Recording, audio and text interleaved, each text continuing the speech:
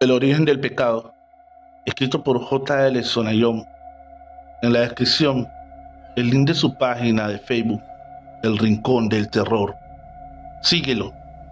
La tristeza se acostumbró a visitarme con frecuencia este último tiempo. La mala racha parece nunca acabar. Sinceramente, jamás pretendí que las cosas se dieran así, pero por desgracia esta es mi realidad. Existe un conocido proverbio el cual nos enseña que valoramos las cosas cuando ya no las tenemos. Dios mío, cuánta verdad hay en eso. Mi historia es como la de tantos, solo pasarme todo el día trabajando y descansando poco. Una secuencia monótona que se ha ido debilitando con el paso del tiempo, aunque en realidad hace 17 años que vengo con la misma rutina, una que muy de a poco me ha destruido la mente por completo. Sin embargo, supe tener una buena vida, ser un padre ejemplar y un afectuoso esposo, pero algo oscuro se cruzó en mi camino, una situación límite que puso en juego mis valores, un episodio que me recalcó que los cuentos de hadas no existen. Todo sucedió un domingo por la mañana, cuando yendo hacia el trabajo, observé a una joven en apuros a mitad de camino. «Hola, veo que tienes problemas con tu coche», le dije, luego de aparcar a un costado de la avenida. «Así es, creo que algo le sucedió al motor. De la nada se detuvo y comenzó a emanar un aroma extraño». «Qué mala suerte. Mira, algo sé de mecánica, si quieres puedo revisarlo». «Me encantaría, pero por la ropa que traes debes estar yendo a tu trabajo. No quiero que por mi culpa llegues tarde». «No te preocupes, ahora aviso a mi compañero que me demoro unos minutos. Prefiero eso a dejarte sola aquí, es muy peligrosa esta zona». «Sí, eso noté. Veo mucho descampado y algunos asentamientos a lo lejos». «Así es, desgraciadamente se ha llenado de maleantes todo el lugar, pero en fin, veamos qué le pasa a tu coche». Luego de unos minutos, pude percatarme que el radiador tenía un desperfecto, por el cual había perdido mucha agua. «El tema es complejo. El vehículo está prácticamente fundido». «No me digas eso». «Lo siento, señorita. Tendrá que desembolsar mucho dinero para repararlo. Calculé que debía cambiar gran parte del motor. Qué tonta fui. Debí haberme dado cuenta. Eso me pasa por siempre estar sola». «Tranquila. Las cosas pasan porque tienen que pasar. Recuerda que nada es casualidad en la vida y no te pongas mal. No olvides que son solo hierros. Tienen solución». «Gracias, eres muy amable, pero ahora mejor sigue camino a tu trabajo. Tu relevo se va a molestar». «Descuida, él me debe muchos favores. Dime, ¿tiene enganche tu auto?» «Creo que sí. ¿Por qué lo preguntas?» «Señorita, ¿no pensará dejar tirado a la avería su coche? Si lo hace, al regresar no encontrará nada de él». «Oh, cierto que aquí se roban todo. De igual manera no te preocupes. Llamaré a un servicio de grúas». «Oiga, mujer, gastarás un dineral y encima te dejarán aquí esperando por horas. Insisto, déjame remolcar el coche». «Bueno, está bien. Se nota que consigues lo que quieres», respondió ella con una sonrisa seductora. Aquella frase quedó revoloteando de un lado a otro en mi mente. Sin embargo, no le di importancia, pero al correr de los días me di cuenta lo equivocado que estaba. Su nombre era Pamela, y créanme que no podía sacarla un segundo de mi cabeza. Desde entonces mi vida de a poco comenzó a nublarse, o al menos dejó de interesarme aquello lindo que me rodeaba. No se imaginan lo frustrante que me resultaba mirarle los ojos a mi esposa y pensar en Pamela, o preferir pasar la tarde con mi amante. En vez de estar con mi hijo, me convertí en un ser despreciable. Los días pasaban y mi vida se convertía cada vez en una sucia mentira, al punto de hacerme dudar de lo ficticio y lo real. No obstante, una noche estando en el apartamento de Pamela, ella me planteó un tema un poco confuso. «Oye, Jorge, necesito hablar contigo». Sí, antes que nada, ¿quieres pizza con anchoa o albahaca? Ay, deja eso. Es importante lo que tengo para decir. Perdón, Pame, no me di cuenta. Ya está. Ahora siéntate. No me asustes. ¿Qué está pasando? Sucede que no estoy cómoda. ¿Cómo es eso? Lo que oíste. Estoy harta de no poder hacer nada contigo. Vivimos encerrados en este apartamento. No podemos salir juntos ni siquiera a la esquina. Bueno, tranquila. ¿Sabes cómo son las cosas? No, querido. Vos me prometiste otra cosa. ¿Acaso olvidaste esas largas noches que me llamabas de tu trabajo, diciéndome lo cansado que estabas de tu esposa? La verdad, inentendible tu planteo, Pamela. Perfectamente sabes que soy un tipo casado. ¿Qué pretendías? Un compañero, no un idiota que solo quiera verme para tener sexo. Estoy asqueada de ser la tercera en discordia. Esto no es lo que quería. Bueno, perfecto. Entonces me voy. No sé qué bicho te picó. Sabías las reglas del juego y también que mi familia jamás podría abandonarla. La verdad me voy decepcionado. Hice muchas cosas por vos. ¿Y esta es tu paga? La verdad fue hermoso mientras duró. Hasta nunca, Pamela. No, no me dejes, Jorge. Yo te amo mucho más que tu mujer. No me hagas esto, por favor. Sal, suéltame. ¿Qué te pasa? ¿Estás loca? Realmente sos nociva, demasiado tóxica. Claramente me dejé llevar por el envase y no por su contenido. Adiós. A mí no me ves más la cara, le grité antes de salir de su apartamento. Aquella noche sentí mucha tristeza. Era consciente que la había tratado muy mal, pero en el fondo sabía que debía hacerlo. De lo contrario, ella arruinaría por completo mi vida. No obstante, el día siguiente llenó de mensajes mi casilla de llamadas. Estuvo tan intensa que me costó horrores concentrarme en mi trabajo. Por esa razón, no solo decidí bloquearla del celular, sino borrarla de mi vida. Lo primero que hice fue cambiar de número telefónico, aunque no sé cómo volví a conseguirlo. Eso me inquietó demasiado, pues si bien nunca le di mi dirección, sabía que tarde o temprano ella lo tendría. A todo esto, y pese a mis miedos, la relación con mi esposa había renacido. Ese fuego intenso volvió a arder y éramos más felices que nunca. Sin embargo, una tarde, mientras la llevaba al médico, pude ver por el espejo retrovisor que un coche nos seguía muy de cerca.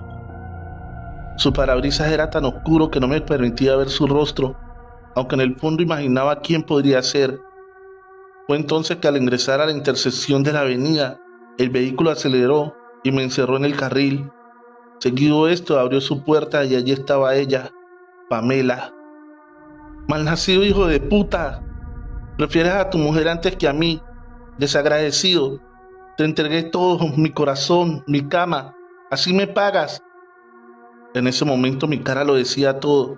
Tenía al frente a mi amante haciendo un escándalo en medio de la calle, aún al lado de mi esposa, mirándome sin entender lo que sucedía, y a mi niño llorando o asustado en su sillita.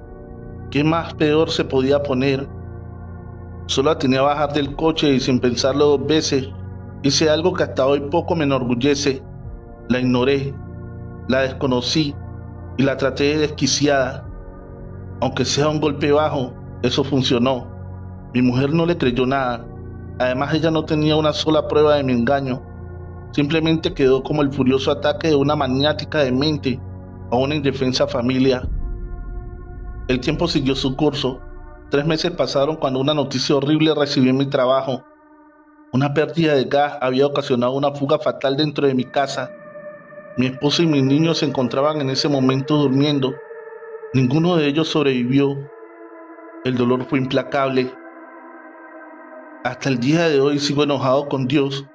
No entiendo por qué no me llevó a mí, en lugar de ellos, pero tanta angustia finalmente tuvo su explicación. Hace algunos días recibí una carta. La misma no tenía remitente, pero claramente estaba destinada hacia mí.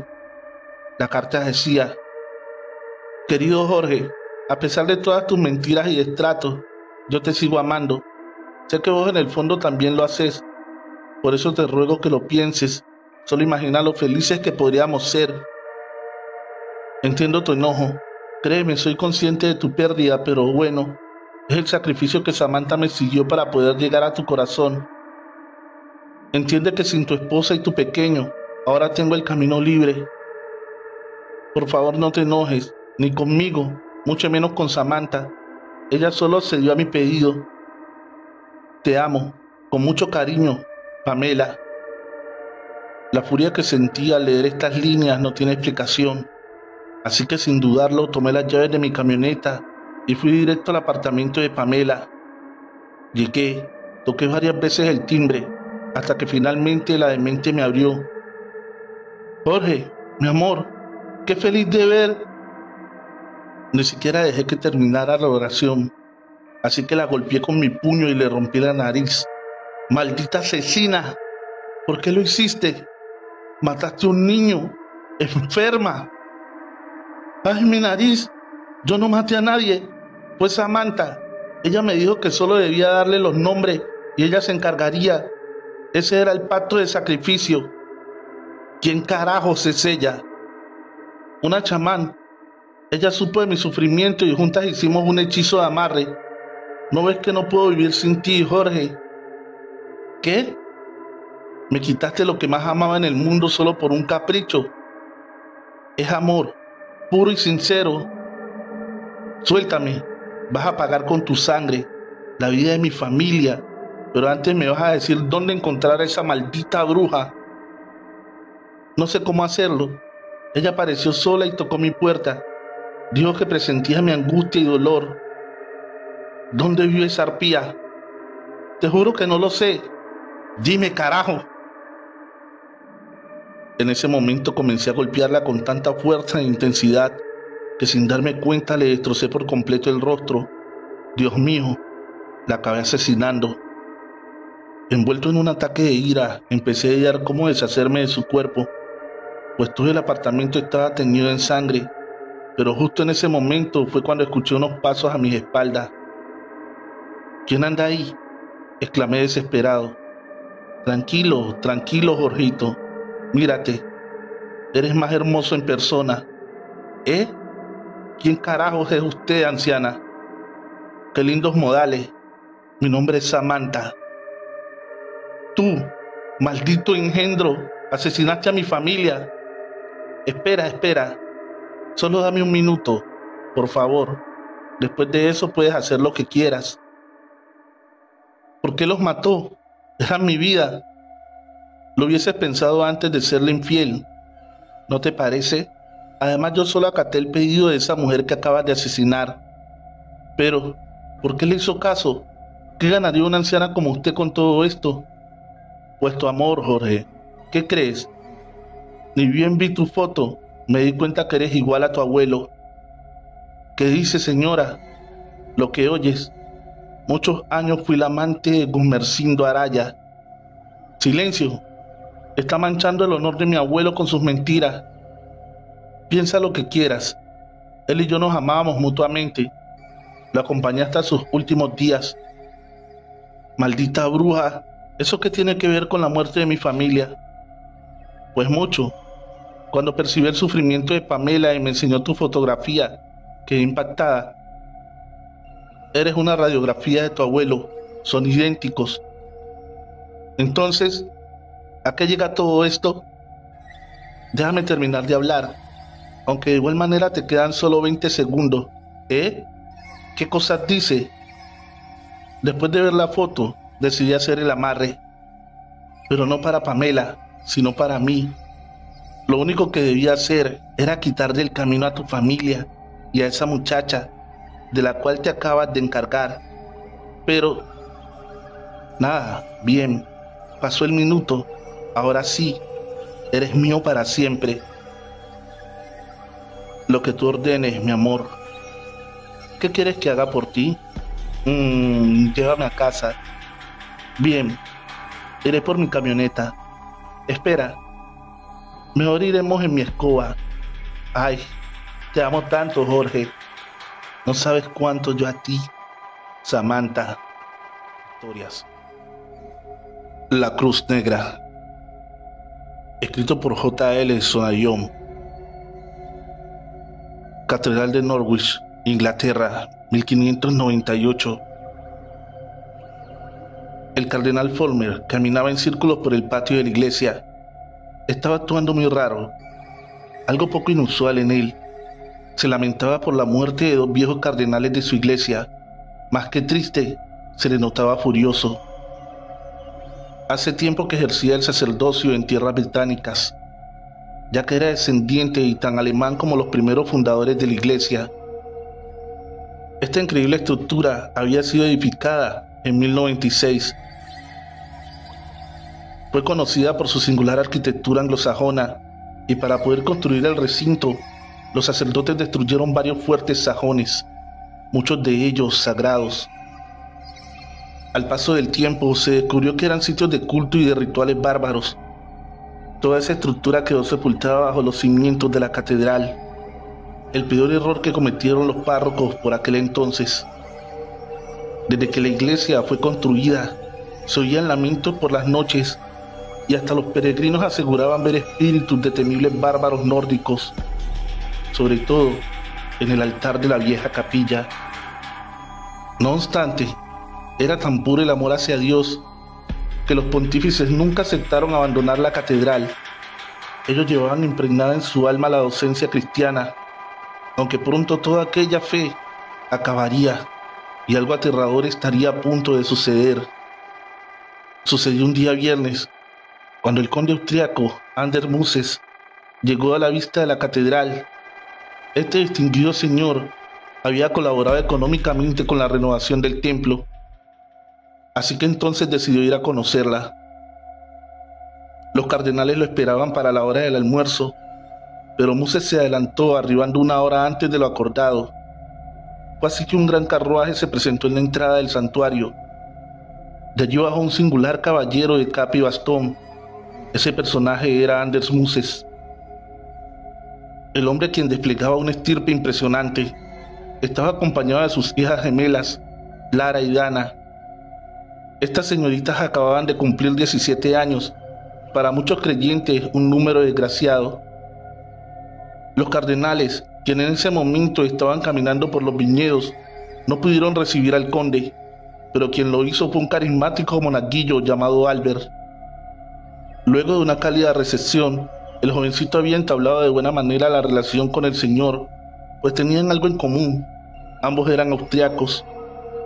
El muchacho los llevó de recorrida por todo el monasterio y mientras le contaba la historia de la catedral, Anders comenzaba a tomarle aprecio al niño.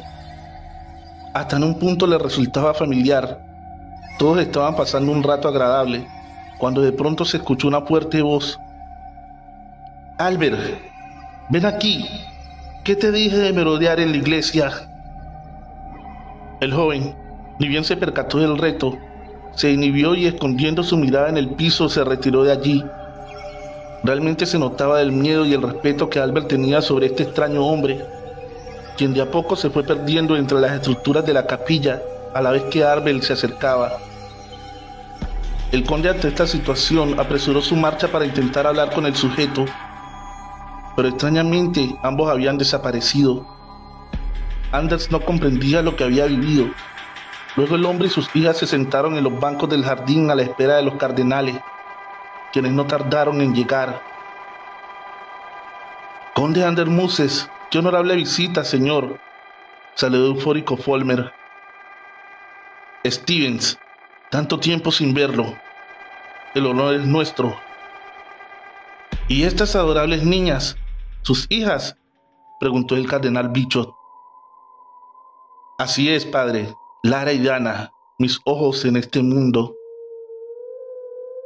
«Hermoso sentir, señor Muses. Nos encantaría que nos acompañen en nuestro almuerzo, si así usted lo desea», exclamó el párroco Williams. «Sería mero placer, señores», respondió Anders. Luego de tanta cordialidad, los caballeros y las jóvenes se dirigieron al salón parroquial, donde los esperaba un gran banquete. De pronto, el soleado mediodía comenzó a ser amenazado por oscuros nubarrones, y tan pronto que eso sucedió, se largó un fuerte chaparrón. Lara se acercó al ventanal principal y desde allí observó a Albert todo empapado en medio del patio. ¿Sucede algo, hermana? No, bueno, en realidad sí. Estoy sintiendo pena por el pobre niño. ¿Albert? Sí. ¿No lo ves allí? Todo mojado, respondió Lara, mientras apuntaba con su dedo hacia el patio. Dan alzó su vista, pero allí no había nadie. ¿Estás bien, Lara? No veo a Albert. Juro por mi vida que acabo de verlo bajo la lluvia. Pues, si tú lo dices. No obstante, la charla es interrumpida por el cardenal Williams, quien traía consigo unos dulces caseros para las niñas. ¿Qué les parece la catedral de Norwich, señoritas?, preguntó. Es fantástica y colosal, señor Williams, contestaron ambas al unísono. La verdad sí lo es, respondió el anciano, algo emocionado. Disculpe, señor Williams, ¿el muchacho dónde vive?, preguntó Lara. Muchacho, no sé a quién te refieres, niña. El niño que nos recibió, Alfred es su nombre. Acabo de verlo pasearse todo empapado por el patio del santuario. William quedó paralizado, ni que hubiera visto un fantasma. Luego se retiró sin decir una sola palabra. Evidentemente lo que mencionó Lara le había afectado mucho. Mientras tanto, aprovechando que la lluvia había cesado, el conde y los otros dos cardenales daban un paseo por el cementerio del monasterio. De pronto, son alcanzados por Williams, quien presuroso les dijo: «Disculpe, señor Muses, necesito hablar a solas con mis colegas, si no le importa. ¿Nos dejaría un momento?» «Por supuesto, caballero», contestó Anders, mientras se adelantaba en el camino. Los tres sacerdotes se reunieron bajo un frondoso olmo a un costado del camino. «¿Qué te pasa, Williams? ¿Por qué tanto alboroto?», preguntó Folmer. «Regresó Albert, regresó», eufórico exclamaba el hombre. «¿Estás seguro?», preguntó Bichot. «Completamente. Las niñas lo oyeron bajo la lluvia».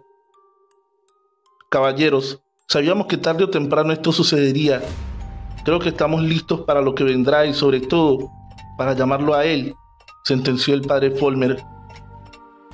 Culminada la reunión, los tres hombres continuaron la caminata, pero con un cierto grado de preocupación. Existía algo en ese muchacho que generaba mucho temor en ellos, pero ¿quién era realmente el pequeño Albert? La tarde continuó poco agradable para el conde y sus gemelas. Los cardenales dejaron de ser amables para actuar de forma extraña. Estaban distantes y demostraban cierto malestar hacia ellos. Aquella noche, las niñas se fueron a dormir a las habitaciones del orfanato, mientras que el conde a un dormitorio del salón parroquial. De repente, el fuerte estruendo de un relámpago despertó a las mellizas. Otra vez llovía, aunque en esta ocasión venía acompañada por ráfagas de viento fortísimas. Mientras tanto, el conde, quien también se había desvelado, se levantaba para ir al tocador, pero es sorprendido por dos sujetos, quienes lo desmayan de un golpe en la cabeza. Las niñas también fueron atacadas por un desconocido, pero Lara alcanzó a escapar antes de ser atrapada, gracias a la ayuda de Albert. No obstante, Anders Muses despertó somnoliento y su boca solo sabía sangre. Había recibido una enorme paliza por parte de aquellos sujetos. Observaba a su alrededor con uno de sus ojos, pues el otro estaba tan hinchado por los golpes que apenas podía abrirlo. Entre tanta oscuridad alcanzó a ver una de sus hijas. Se trataba de Dagna, quien estaba recostada en el suelo con su camisón rasgado. La gemela lloraba y temblaba de miedo, mientras podía verse mucha sangre brotar de su entrepierna. ¡Malditos! ¿Qué le hicieron a mi niña?, gritó Anders, mientras se percataba que estaba atado de manos a unas cadenas. Nadie respondió, pero uno de los hombres se acercó hacia él, quitándose la capucha que lo cubría. «Folmer, ¿pero cómo? ¿Qué has hecho? Juro que te mataré». En ese momento, el cardenal golpeó de una bofetada al conde, mientras que sus servidores, Bichot y Williams, Trajeron una enorme cruz negra, la cual es colocada en un escondido santuario en el sótano de la catedral. A los pocos segundos comenzó a escucharse un rugido feroz que provenía del subsuelo del monasterio. La madera del piso comenzó a agrietarse y a partirse en dos mitades, mientras que una escalera de huesos emergió de las profundidades y caminando en ella se presentó la bestia, un enorme demonio oscuro como la noche y tan sediento de sangre humana. Sus ojos rojos simbolizaban el color de su creador, Lucifer. Sus cuernos, garras y colmillos eran obsequios del duque Astaroth. Traía consigo el tridente de su padre y el fuego infernal en su ser. Su nombre era Hercas. Este abominable ser tomó la enorme cruz negra y acercándose a un desvanecido Muses, la entierra en su cabeza, dándole muerte al instante. Mientras esto sucedía, Bicho le entregaba una copa de plata y sobre ella, Hercas dejó caer la sangre del conde. Cuando la misma se llenó, obligó a Danna a beberse hasta la última gota. El demonio tomó en sus brazos a la niña y juntos descendieron hacia las profundidades del infierno. No obstante, un cajón viejo de manzanas cayó accidentalmente en el sótano. Los tres cardenales observaron y allí estaban Lara y el pequeño Albert. Los monjes intentaron atrapar a los adolescentes, pero no lo consiguieron. Bicho resbaló y cayendo nuevamente en el sótano, quebró su cuello contra los pesados tirantes de madera. William, en cambio, alcanzó a salir hacia el exterior de la catedral, pero increíblemente es embestido y aplastado por los caballos del conde, los cuales, asustados por la tormenta, divagan salvajemente por el santuario. A pesar de ello, Albert y Lara llegaron a los panteones del cementerio y descansaron sobre una de las lápidas. La niña lloraba desconsoladamente por su pérdida irreparable. El joven la tomó de su mano y entregándole un pequeño crucifijo negro le dijo: «No llore, señorita, usted tiene la oportunidad de cambiar este futuro». En ese momento, Lara se desmayó y al despertar se encontraba sentada en su carruaje. Junto a Danna y su querido padre, estaban a punto de partir desde Viena hacia el Reino Unido. Ella miró su mano y en ella tenía la cruz negra que Albert le había entregado. Allí se percató de lo que sucedería y comenzó a hacer un escándalo para evitar viajar a Norwich. Semejante berrinche logró que su padre se enfadara con ella y el viaje se pospusiera para el día siguiente. Esa noche, Lara fue castigada en su recámara, pero terminó siendo visitada por su padre, quien al parecer no estaba tan ofuscado. «Mi dulce Larita, tan buena que eres, ¿por qué razón actuaste así en la mañana?» «Padre, algo extraño sucedió. Viví en carne propia una premonición. Algo sumamente diabólico sucederá en Norwich, tan horrible como tu propia muerte y la de Danna también. Los cardenales no son lo que aparentan ser, son oscuros y a través de rituales sanguinarios han invocado a un demonio». «Pero qué disparate es ese, señorita. Si no quieres ir a la catedral, dígame y la dejaré al cuidado de alguien, pero no invente semejante cuento», exclamó enojado su padre mientras se levantaba para irse del cuarto. «No miento, padre, hasta sé su nombre. Hercas. Mire esta prueba, señor. Esto me lo ha entregado Albert, el niño que me ha ayudado a escapar», murmuró Lara, mientras estiraba su mano mostrando el crucifijo negro. El conde se quedó en silencio por varios segundos, mientras volvía a sentarse sobre la cama y comenzaba a llorar. «Padre, ¿qué te sucede? No puedo creer esto. Ese día en forma de cruz pertenecía a mi madre, tu abuela Elizabeth. Ella lo llevaba a todos lados. Siempre contaba que la protegía de todo mal. Nunca te lo dije, pero yo no fui hijo único. Tenía un hermano gemelo, quien falleció muy joven, asesinado por el enfermo de Lucas Blackguard, un pedófilo y abusador de niños. Este monstruo lo estranguló hasta que mi hermanito no pudo respirar más. Tan solo 8 años tenía, toda una vida por vivir. El día que fue sepultado, en su cajón mi madre colocó sobre su pecho una cruz negra igual a la que llevas en tu mano.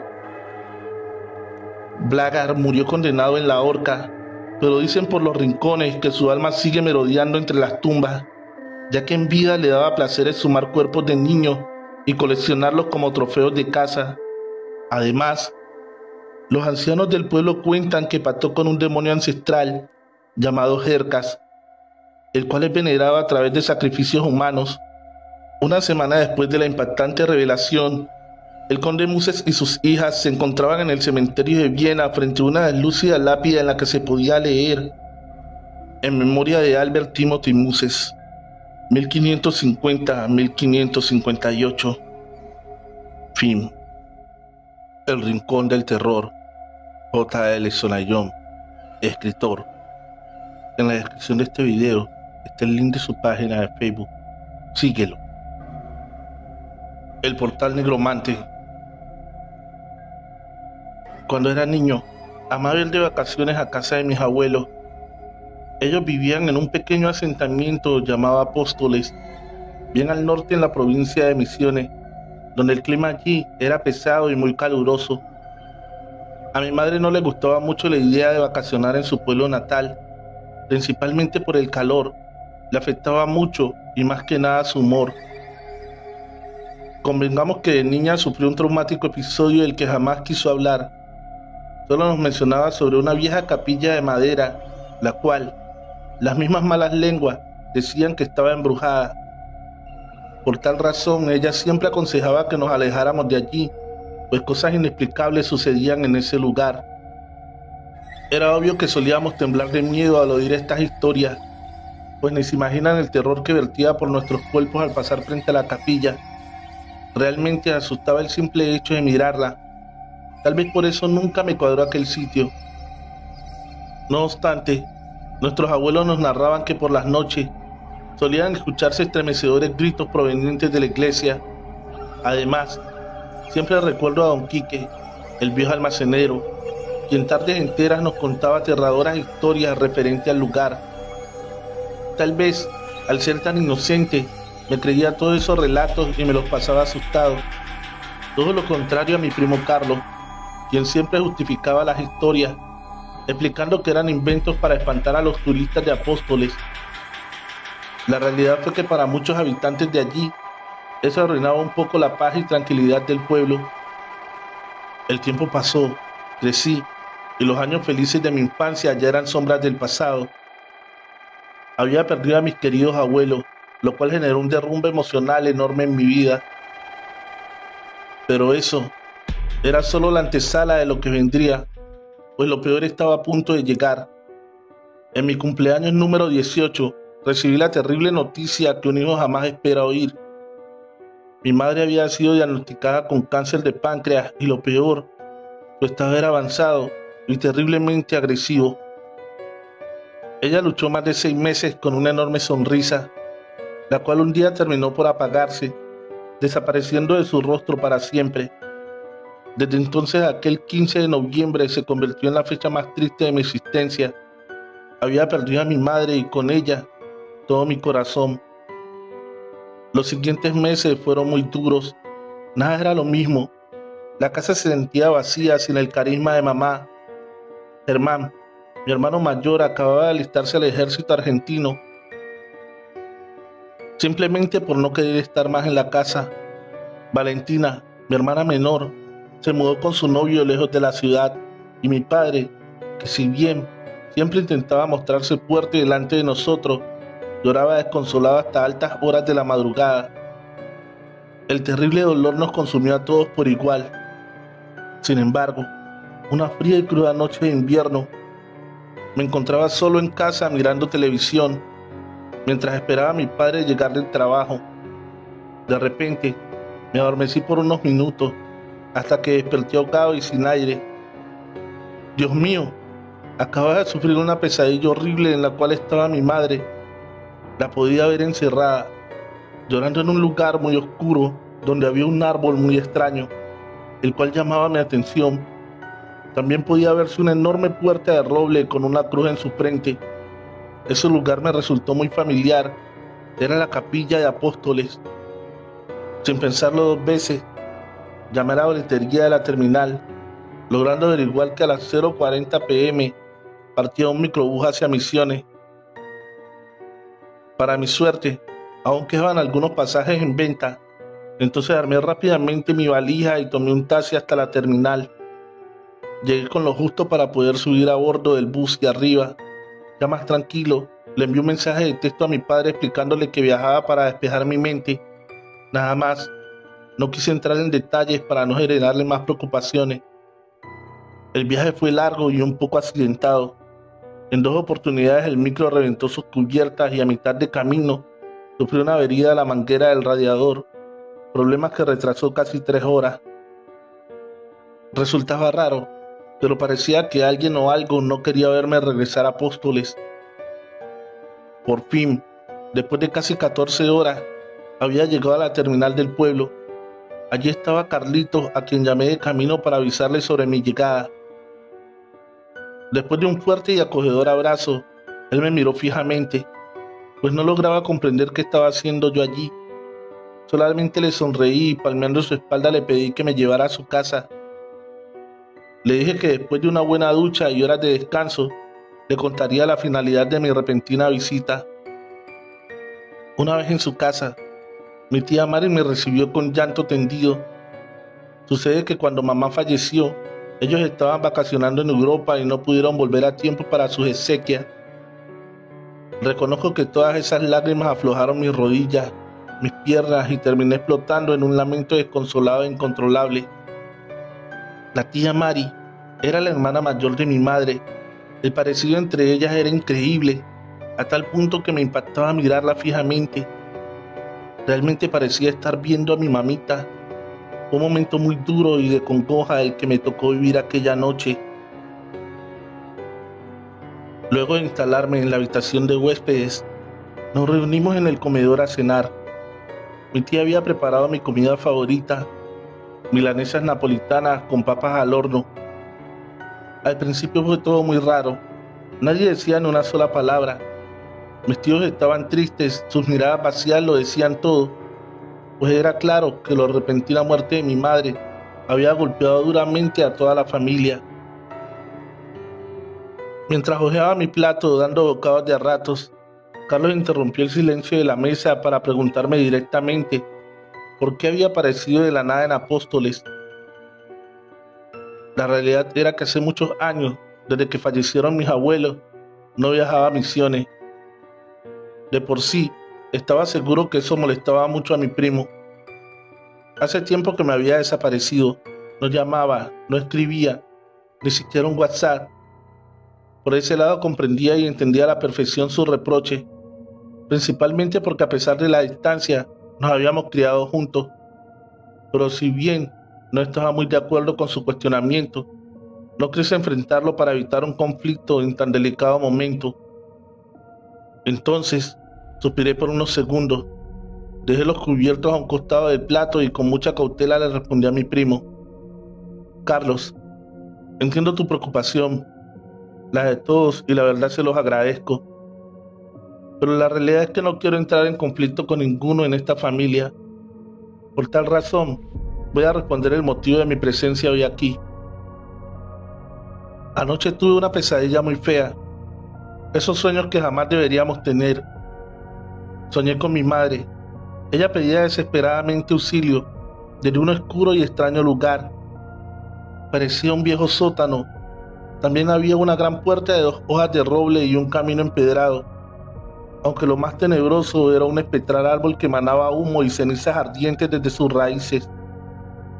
Yo sé que esto parecerá una locura, pero ese camino de piedras y esa puerta de roble la he visto muchas veces de niño. Pertenece a la vieja capilla del pueblo.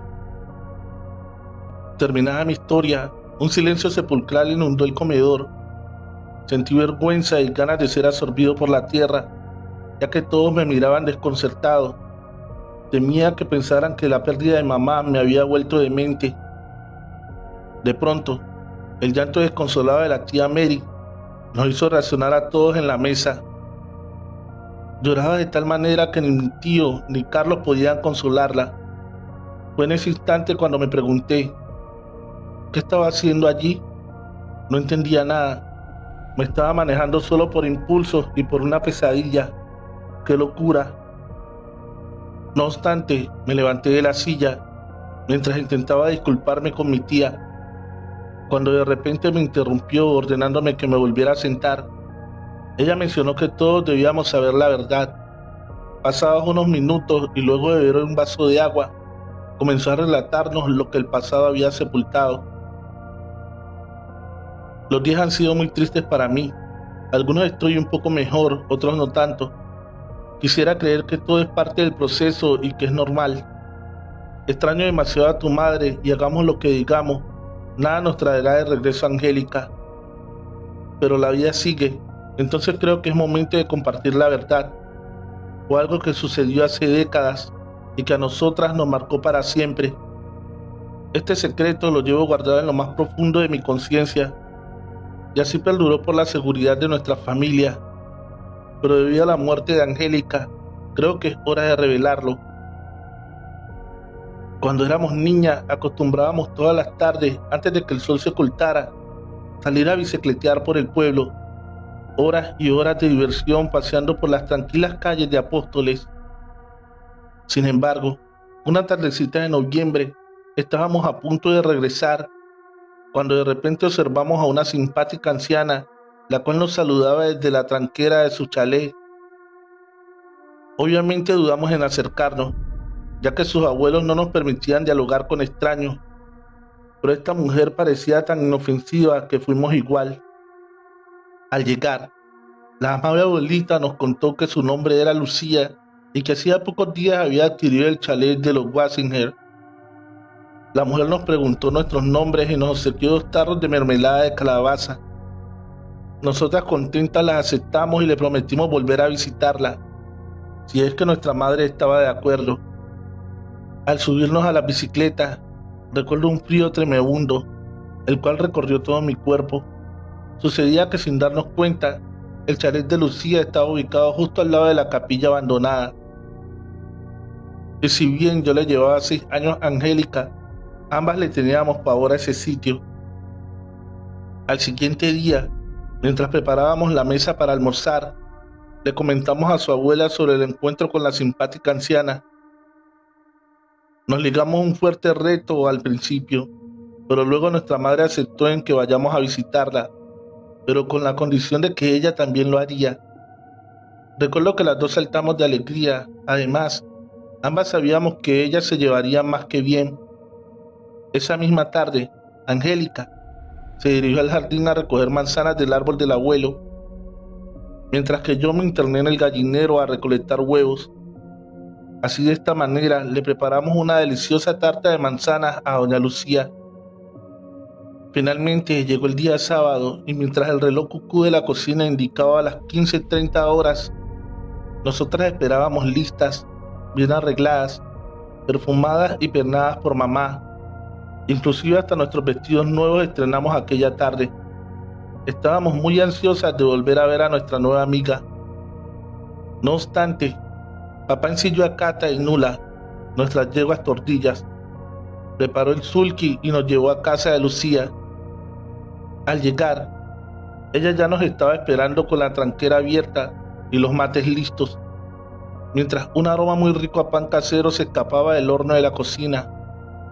Después de saludarnos, nos sentamos bajo la sombra de un enorme paraíso y alegremente charlábamos las 4. Pasamos una maravillosa tarde. Su abuela estaba feliz y contenta, ya que no era una mujer de tener muchas amigas y con Lucía parecía haber encontrado una. Al regresar, recuerdo que las 3 no parábamos de hablar de las bondades de doña Lucía, aunque a mamá le terminaba resultando un poco raro que una señora de esa edad termine sus últimos años de vida viviendo en soledad. Además, era normal que en esa época las casas estén repletas de cuadros con fotografías de hijos y nietos. Entrañablemente en el chalet de Lucía no había ninguna, pero como el trato fue tan cálido, poco y nada nos importaron esos detalles. Las semanas transcurrieron y nosotras casi todos los días pasábamos a saludar a Lucía. Nos hicimos muy amigas de la señora. Mamá muy a menudo iba a visitarla, hasta el abuelo Ramón. En más de una ocasión se aparecía con los tíos Raimundo y Atilio, quienes con guitarra y bandoneón en mano que mandaban flor de peñas en la casa de la viejita. Hasta los vecinos más allegados participaban de esas inolvidables noches. Éramos tan felices. Los días transcurrieron y junto a ellos extraños episodios opacaron la tranquilidad del pueblo. Recuerdo que la primera rareza sucedió unos días después de Año Nuevo. Era un verano muy caluroso y esa mañana me levanté temprano para acompañar a papá al mercado central. Al llegar, observamos una gran fila de agricultores esperando el turno. Su abuelo, que era de muy poca paciencia, se bajó de la vieja estanciera y comenzó a dialogar con las demás personas. Como era muy temprano y la hilera estaba algo pausada, empecé casi sin darme cuenta a adormecerme. De pronto, un molesto sonido de cascabeles entorpeció mi descanso. Abro grande mis ojos y observo a un joven muchacho discutiendo acaloradamente con un conocido mercader de la zona. Al parecer, el dilema era por un rebaño de cabras, al menos eso pude deducir. El joven, quien era peón del mismo hombre, llevaba consigo dos pequeños cabritos a los cuales le colgaban llamativos cencerros de sus cuellos. El altercado rápidamente se tornó en una violenta riña de puños. Mi padre y los demás hombres del lugar intervinieron separando a estos dos sujetos, que no paraban de golpear y gritar barbaridades. La situación más el nerviosismo de estos sujetos me asustó mucho y comencé a gritar llamando al abuelo. Justo en ese momento de distracción, el joven peón sacó de su faja un filoso facón de plata, con el cual le propinó varios puntazos en el pecho y rostro a su patrón, quien finalmente murió desangrado. Ese día quedé horrorizada. Mi padre se apresuró a subir a la estanciera y salimos del lugar a toda prisa. Hasta hoy recuerdo la mueca del asesino y el estado en que quedó el cuerpo. Llegamos a casa y no podía calmar mi llanto. Por primera vez había visto un hombre masacrar a sangre fría a otro. Una situación muy traumática para la niña que en ese entonces era. A los pocos días, sucedió otro suceso bastante extraño, por lo cierto. Mi padre, leyendo el diario regional, se entera que el asesino, el cual estaba siendo buscado por la policía misionera, había sido hallado sin vida pendiendo de un añoso árbol en el fondo de la capilla, pero antes de tomar esa drástica decisión, había confesado en una carta todo lo sucedido y sus razones en asesinar al patrón. Su nombre era Enrique Sosa, era un joven oriundo de Santo Tomé, Corrientes. Hace unos meses había llegado a su provincia a probar suerte laboralmente y lo consiguió al ser empleado de la estancia Guaraníes, donde el dueño de la chacra era don Esmerigildo Cubeñas, la mismísima víctima. Su tarea principal era en la estancia. Era el cuidado de los rebaños de ovejas y cabras, entre otras tareas. El joven amaba a esos animales, tanto que los cuidaba como si fueran de su propiedad. Hasta nombre les ponía a cada uno de ellos. Enrique era un muchacho muy humilde, de buenos principios y un gran corazón. Lo poco que él tenía lo valoraba como si fuera oro puro. Por esa razón, agradecía siempre a su patrón la oportunidad que le estaba otorgando. Sin embargo, una calurosa mañana, Enrique se despertó como todos los días a las 6 de la mañana, mientras esperaba que el agua del mate se calentara. Se dirigió a ver a sus queridos animales. Resultó extraño no escuchar el sonar de los cencerros. Muy raro, ya que las cabras eran bastante escurridizas al amanecer. Luego, desde lejos, observó una espesa niebla sobre el corral.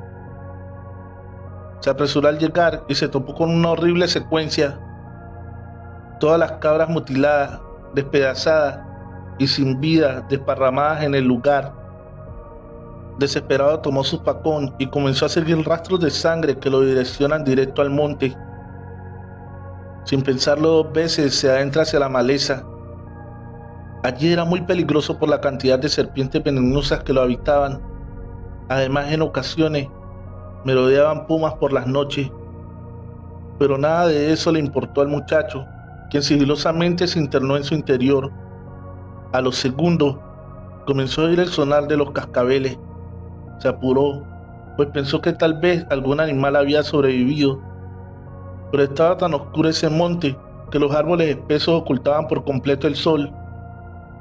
De pronto, el joven llegó a un claro y observó una avejentada mujer arrodillada de espaldas hacia él.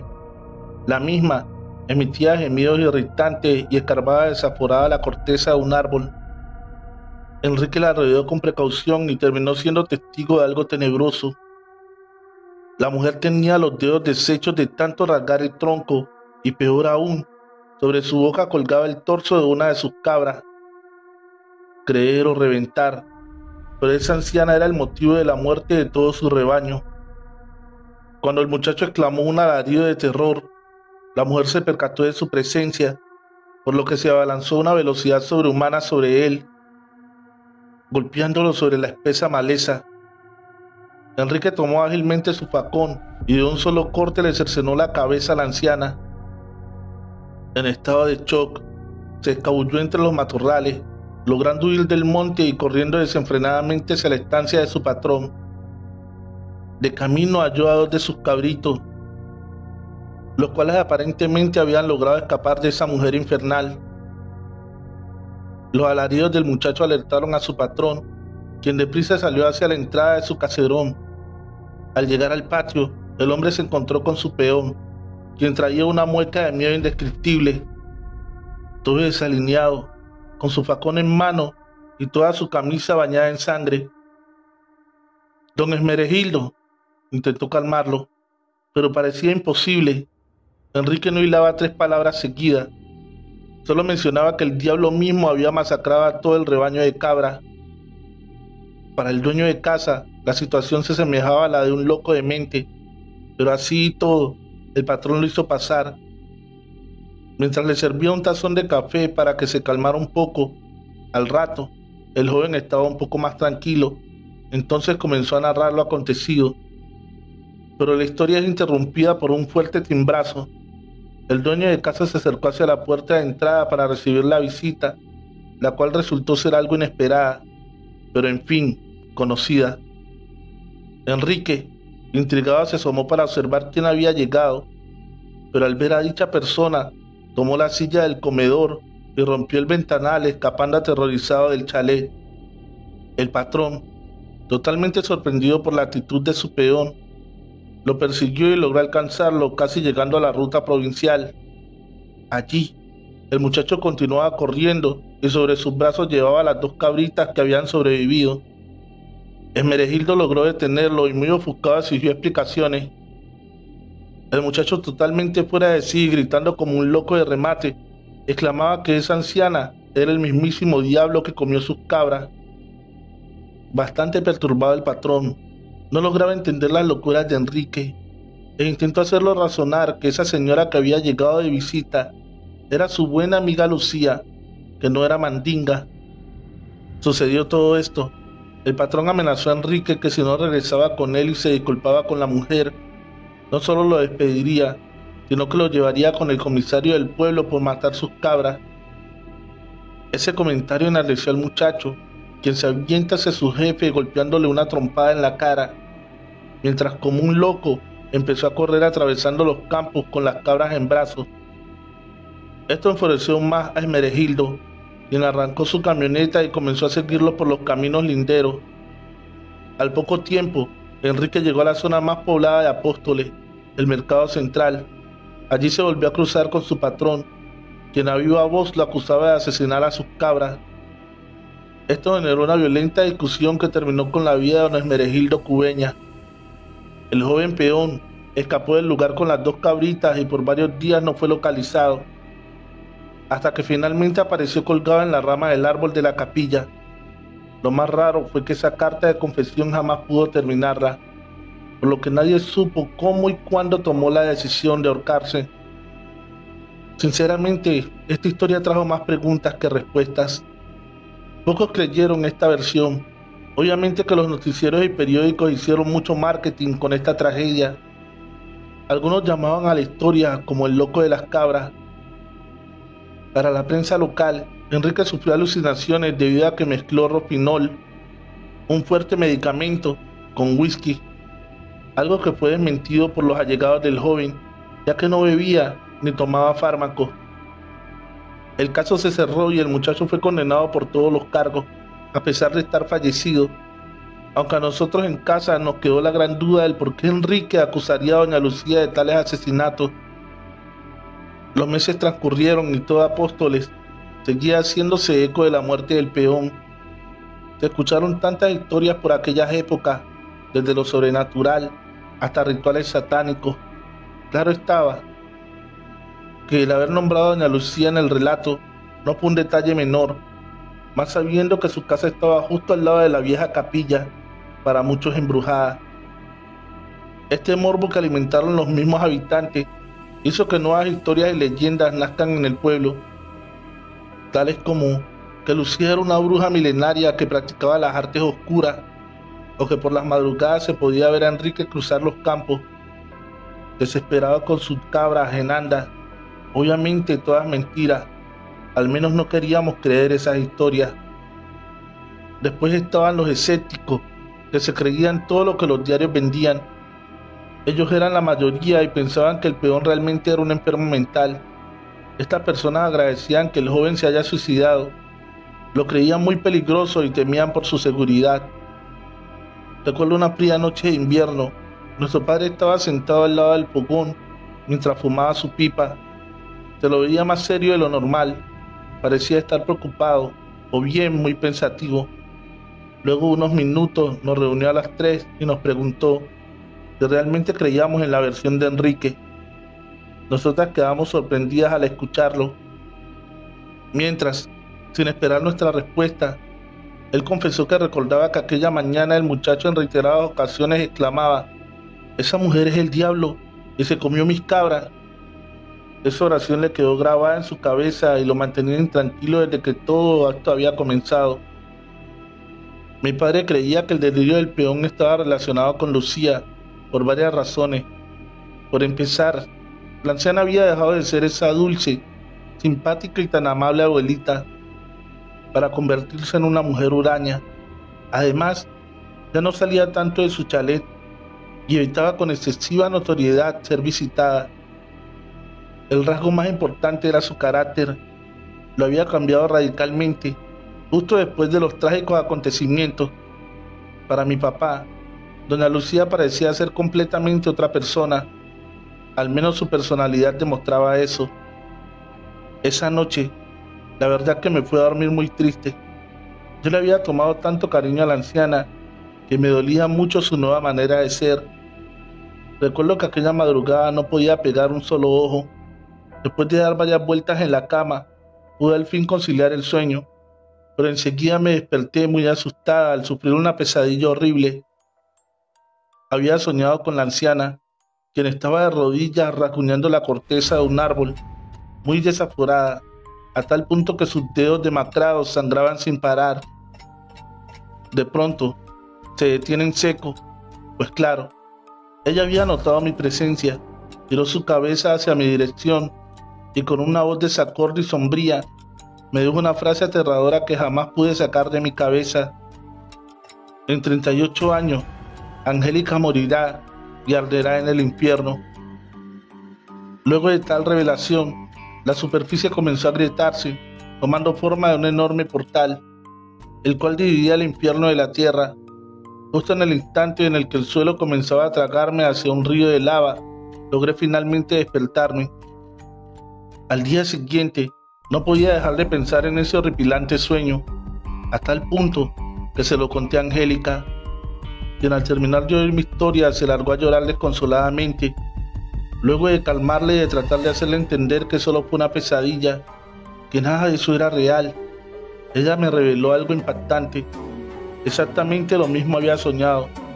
La diferencia era que la premonición vaticinaba mi fallecimiento. Luego, los años siguieron su curso. Intentamos olvidar nuestro desdichado futuro, pero realmente nuestros días estaban malditos. Como bien saben, el primero en fallecer fue nuestro padre, todo por culpa del tabaco que lo dejó postrado en su cama. A los 5 meses de su deceso, mamá sufrió ese infarto que acabó con su vida. Ya nada fue lo mismo para todos nosotros. Lo más raro es que la anciana tan simpática que alguna vez conocimos había desaparecido de la faz de la tierra. Por su edad, dudo mucho que aún siga con vida, pero algo muy extraño sucedió el día que mi hermana falleció. Lo tenebroso fue que la premonición de Lucía se cumplió con exactitud. Lo segundo, que la noche anterior a su muerte soñé con la anciana otra vez, la cual estaba escondida debajo de las frondosas raíces del árbol de la capilla. Allí realizaba magias oscuras con cadáveres. Esos cuerpos pertenecían a todas las personas fallecidas del pueblo. Esas almas en pena alimentaban su poder. En ese sueño me revela que en realidad era una hechicera que provenía de las profundidades más oscuras del infierno. Había logrado abrir un portal a través de conjuros demoníacos, invocando a todos los espíritus terrenales que habitaron alguna vez estos suelos. No solo veneraba y practicaba la magia negra, sino que su especialidad eran las artes de la nigromancia. Al día siguiente me desperté muy triste. No podía entender la pérdida física de Angélica y la extraña relación con la anciana. Muchas preguntas sin responder me rodeaban en mi cabeza.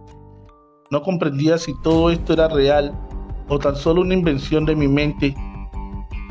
Al correr de la semana, comencé a dejar un poco la superstición de lado y empecé a creer un poco en que tal vez doña Lucía no era tan santa como así lo parecía.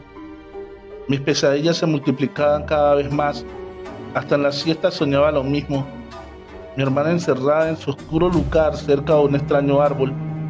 Pero debo reconocer que anoche padecí el peor sueño de todos, tan espeluznante que estar narrando este momento me eriza la piel. Soñé que un enorme hoyo se expandía en el extraño árbol y este mismo comenzaba a incendiarse.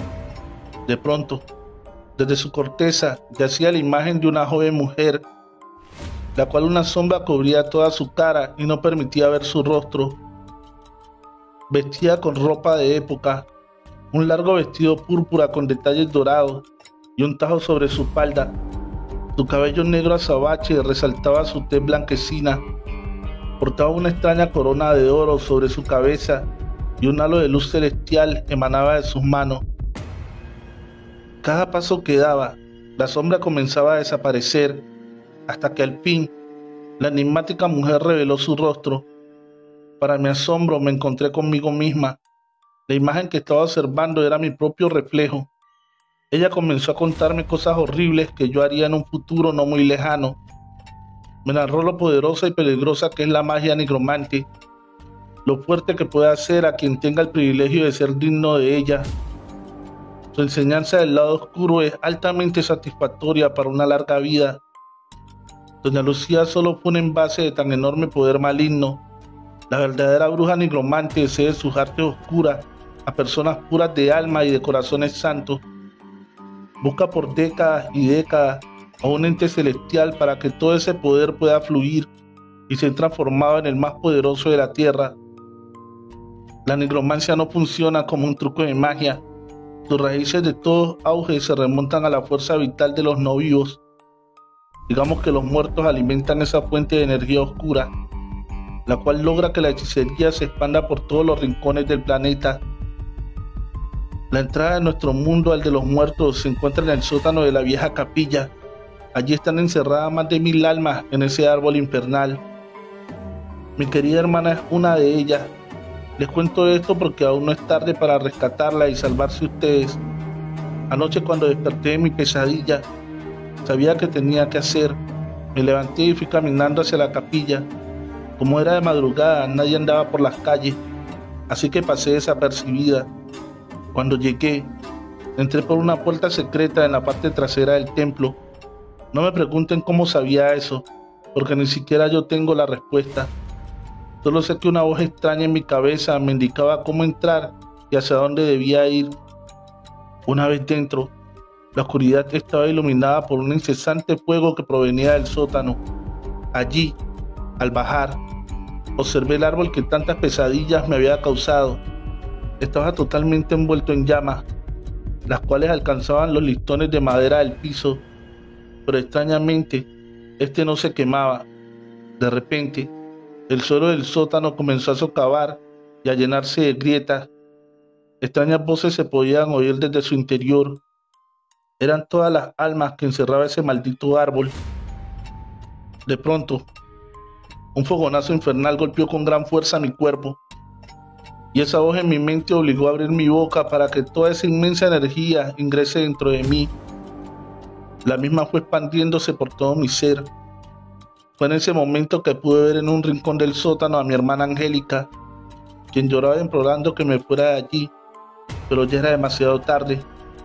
Todo ese poder oscuro comenzó a fluir en mi sangre, pero a su vez, gran parte de mi alma seguía luchando para que no me domine por completo.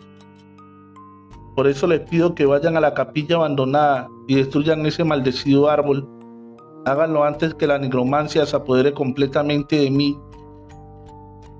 En ese momento, totalmente atónito, no podía mover ningún músculo del miedo, escepticismo o vaya a saber qué. De todo lo que había escuchado, por un segundo pensé que esta mujer había enloquecido, pero no. De pronto el silencio fue cortado por el grito desaforado de mi tío, quien desencadenaba toda su furia sobre mi tía, tratándola de loca, enferma, y de un sinfín de palabras hirientes. Luego de la escena, azota la puerta del baño y se encierra en él. Por otro lado, Carlos no sabía qué hacer, sentía miedo y vergüenza a la vez, mientras mi tía lloraba desconsoladamente luego de todo lo sucedido. Entre sus lamentos seguía insistiendo que vayamos a la capilla. Nos imploraba que cumpliéramos la misión de destruir el demoníaco árbol. Era la única manera de salvarla a ella y de liberar a mi mamá. Sin embargo, justo en el instante que empiezo a creer que algo de esta historia tenía sentido, una horrible voz nació del interior de ella, haciéndonos saber que se nos había terminado el tiempo. En ese momento se levantó de la silla y comenzó a reír de forma alocada. Sus ojos brillaban como el fuego mismo y levemente empezó a flotar en el aire. Carlos, quien no paraba un segundo de gritar, alcanzó a huir hacia la calle. Mientras tanto, yo no pude hacerlo, pues me encontraba inmóvil, petrificado del miedo, hasta que de pronto un alarido aterrador se escuchó desde el interior del baño. Se trataba de mi tío, quien desesperado corría mientras su cuerpo estaba ardiendo en llamas. Mientras, al unísono se podía percibir la siniestra carcajada de ese ente que alguna vez fue mi tía. Ese segundo de distracción lo aproveché y salí a toda velocidad de la casa. De camino me topé con Carlos, quien envuelto en un ataque de nervios no dejaba de llorar. ¿Cómo para no hacerlo con todo el trastorno que habíamos presenciado? Lo agarré del brazo y casi a la fuerza lo llevé conmigo. No nos quedaba otra alternativa que intentar destruir el árbol de la capilla. Llegamos y el lugar estaba oscuro. Abrimos un pesado portón de madera y así logramos entrar. Sin embargo, una sombra delató que no estábamos solos. Se podía sentir la presencia de alguien a nuestras espaldas. Por suerte era un vagabundo ebrio que solo quería dormir en la capilla. Le dije que se fuera, pero él era muy insistente y nos siguió igual. Decidí enfrentarlo y le di un par de empujones, pero el matón sacó a relucir de su bolsillo una navaja y amenazante intentó lastimarme. Logré esquivarlo un par de veces hasta que rozó mi brazo izquierdo, el cual comenzó a sangrar un poco. En ese momento, el vagabundo abrió enormes sus ojos y empezó a apuñalarse hacia sí mismo, dándose muchos puntazos en su pecho, rostro y abdomen, hasta que finalmente colapsa y cae desvanecido sin vida. Algo extraño sucedía y creía saber de dónde provenía, pues nada bueno se estaba acercando. A lo lejos podía verse una estela de fuego flotar en el aire. Se trataba del aura de la bruja nigromante. Nos apresuramos y entramos por ese pasadizo que mi tía nos había mencionado. Fue así que con prisa nos adentramos al interior del sótano. Allí no se podía ver nada producto de la oscuridad que existía. Extrañamente los celulares dejaron de funcionar. Sinceramente estábamos aterrados estando allí. No obstante, encontramos el árbol, el cual se había incendiado como la pólvora misma. Seguido de esto comenzaron a suceder cosas muy extrañas. Rápidamente me doy cuenta que pasaba lo mismo que mi tía había soñado. Era exactamente lo que ella nos había narrado. Entonces, allí lo recordé todo, principalmente que en un rincón estaba mi madre llorando. Entonces, sin pensarlo dos veces, empecé a llamar a gritos por su nombre, pero no respondía. Su alma no aparecía, hasta que el sótano se iluminó aún más. La presencia, la presencia demoníaca de mi tía en el lugar ya era inminente. La bruja nos fue arrinconando en una esquina y comenzó a conjurar extraños hechizos. Cerré mis ojos y abracé a mi primo. Sabía que la muerte estaba tomándonos de la mano. Sin embargo, pasaron algunos segundos y nada sucedió. Con temor abrí mis ojos y observé un alma angelical amarrando a la bruja. Era mi madre quien nos estaba protegiendo de ese terrible mal. Al ver eso, entendí que debía destruir ese demoníaco árbol. Fue entonces que con la ayuda de Carlos logramos encontrar un hacha y con mucha furia empecé a darle golpes hasta derribarlo. Cuando logramos el cometido, miles de almas comenzaron a salir ascendiendo hacia el cielo y un fuego enorme se expandió en el recinto para luego ser absorbido por ese mismo portal, el cual se cerró definitivamente. Con nuestro último aliento, salimos caminando hacia las afueras de la capilla. Allí observamos que desde el cielo una luz intensa y brillante comienza a descender hacia nosotros. Era mi madre, quien ya no se encontraba más encerrada en ese oscuro sótano. Finalmente se había convertido en un alma celestial. En sus brazos cargaba a mi tía, a quien dormida recostó sobre el frío césped. Luego de ello, acarició su rostro hasta despertarla. Entonces, ni bien ella logró abrir sus ojos, sonrió entre lágrimas, como sabiendo todo lo que había sucedido. Mi madre solo la observó con ternura, mientras despegaba con sus enormes y blancas alas hacia el cosmos infinito. Ella finalmente se había convertido en un hermoso ángel celestial. Ese día comprendí muchas cosas, que el mal no solo es un cuento para niños, existe y es real, pero sobre todo pude entender que la misión de mi madre no era solo de este mundo. Tal vez por eso fue conocida en la tierra como Angélica. Hemos llegado al final de este episodio. Agradecería que con tu ayuda, dejando tu pulgar arriba, logremos llegar a 1000 likes. Deja tu comentario y si aún no estás suscrito a este canal, dale fuerte al botón rojo de suscripción, activando la campanita de notificaciones. Comparte este video en tus redes sociales o con un amigo, eso ayudaría muchísimo. Feliz noche, trovadores, amantes de cuentos de terror. Trovadores, recuerda que en mi canal Trovit Scary Stories estaremos narrando series de terror y creepypastas, así que suscríbete y activa la campanita de notificaciones.